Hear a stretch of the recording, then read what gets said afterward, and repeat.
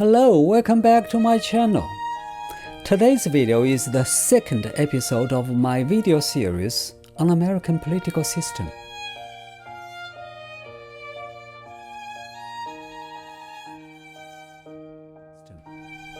In episode 1, I talked about the American Constitution and one of the three branches of American government, the presidency. For those of you who missed it, I will leave a link down below. Please make sure you checked it out. In today's episode, I will talk about the other two branches, the legislative and the judicial. After that, I will talk about how checks and balances works. As I did in the first episode, I will also briefly compare the American system with that of Britain and Australia. As there is so much to cover today, this video will be a bit longer than usual. Please bear with me and stick to the end. The content of this video series is largely based on two of my published books. One of them is Essentials of World History, and the other one is 222 Sociology Questions and Answers, both of which are available on Amazon. By the way, if you need audio transcripts of my videos, let me know, and I will send them to you free of charge. What you have to do is to subscribe to my channel and then send me an email telling me which video you need the transcript for. I will manually transcribe that video with the correct words and sentences, punctuations, proper capital letters, etc., and email the transcript to you at no cost.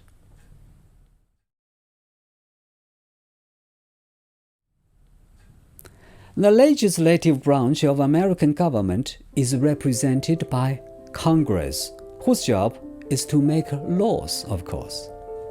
The American Congress is a bicameral, meaning that it consists of two chambers, the House of Representatives and the Senate. The presiding officer in the House is the Speaker, who is usually elected from the majority party. The presiding officer in the Senate is the Vice President, who has no vote but has the power to break a tie vote. Currently, there are 435 members in the House and 100 senators, all of whom are elected politicians. All the House of Representatives are elected or re-elected every 2 years, without time limitations to their terms.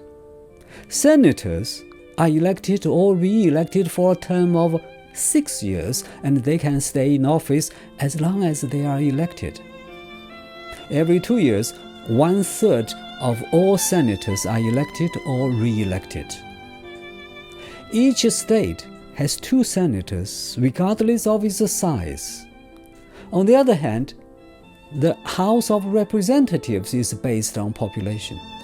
For example, California is the biggest state in population with 52 representatives, more than any other state. Such arrangement of a two-house legislature was the result of a compromise at the Constitutional Convention in 1787. At the time, small states such as Connecticut were fearful of being dominated by big states if there was only one chamber in Congress that was based on population. So, a second chamber, which was the Senate, was created, which would have equal representation regardless of population. Between the two chambers, it is hard to say which is more powerful. The Senate appears to be more prestigious because the term for senators is much longer, giving them more time to think about policies. It also has the power to approve appointments by the president. But the House has more power over monetary issues because, according to the Constitution, all bills for raising revenue must originate in the House of Representatives. The counterpart of Congress in Britain and Australia is Parliament, which is bicameral as well. In Britain, it is made up of the House of Commons and the House of Lords. While the members of the House of Commons are popularly elected, the House of Lords are appointed by the monarch on the advice of the Prime Minister. The term for a member of the House of Commons is 5 years maximum if there is no early election, which can be called by the Prime Minister. Parliament of Australia is similar to the American Congress, consisting of the House of Representatives and the Senate, both of which are elected. And their term is a maximum of 3 years if the Parliament is not dissolved earlier by the Prime Minister. The term for a senator is 6 years.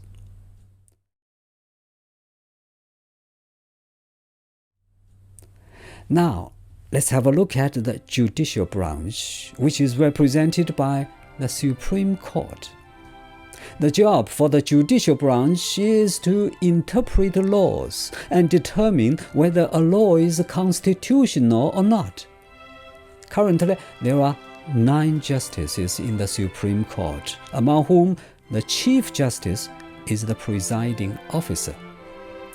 What is special about the Supreme Court is that a justice is not an elected official. He or she is appointed by the President with the approval of the Senate. Once a justice is appointed and confirmed to office, he or she stays in office for a lifetime, unless he or she chooses to resign or retire, or until he or she is impeached and dismissed, which so far has never happened. There have been cases where justices died in office. In theory, such arrangement by the Constitution was to ensure that justices or judges on lower levels would not be influenced by popular sentiments or political concerns when they apply the law.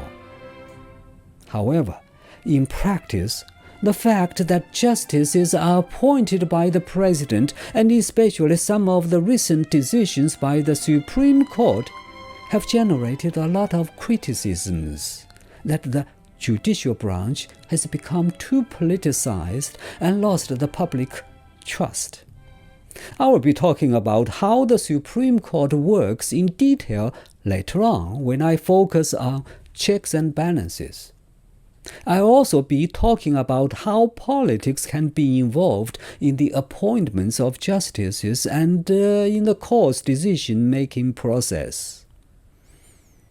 The counterpart of the Supreme Court in Britain is also called the Supreme Court, which currently has 12 justices. Though it is the final court of appeal, it does not have the power to overrule an act of Parliament. To put it another way, unlike in America, the Supreme Court in Britain cannot declare a law passed by the Parliament unconstitutional. In Australia, the judicial branch is the High Court, which has the power to declare a law invalid, meaning unconstitutional. Currently, there are 7 justices in the High Court in Australia. So far, we have covered the 3 branches of government in America. In political philosophy, such arrangement is called the separation of powers.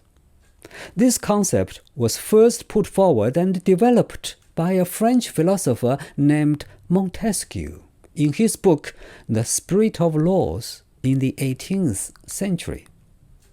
Montesquieu argued that corruption would happen when all governmental powers were concentrated in one body. Since then, many political systems have been based on this concept, which divides government into 3 branches, each of which has a separate and independent powers.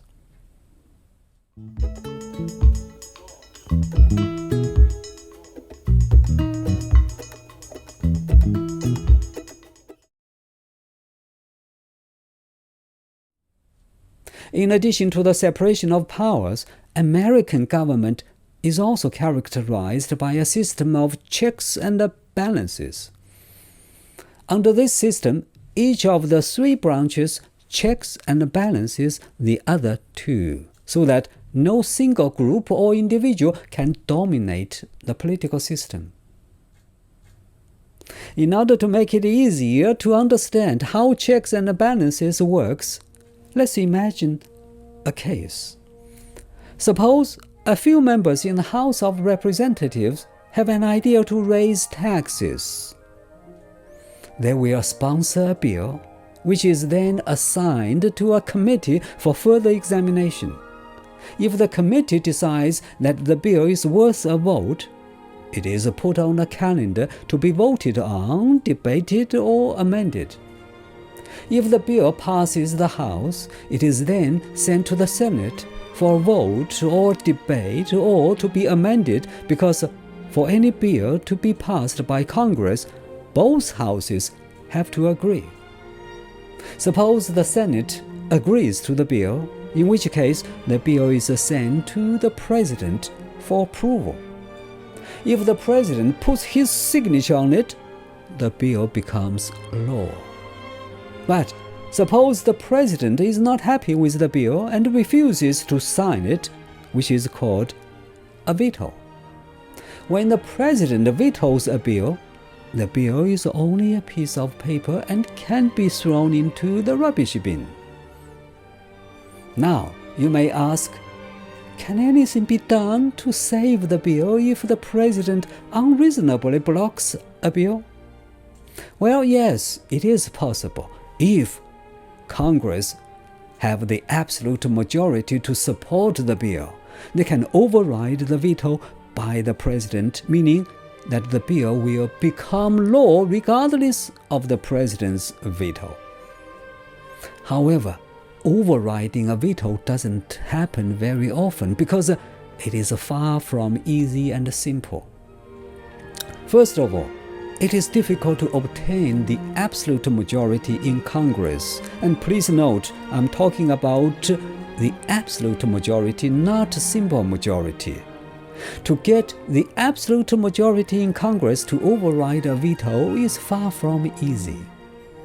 Besides, even when there seems to be a majority, the President can do a lot of things to get enough Congress people on his side by all kinds of political maneuvering, which may be public or under the table. Now, let's suppose the President signs the bill to raise taxes, and so it becomes law.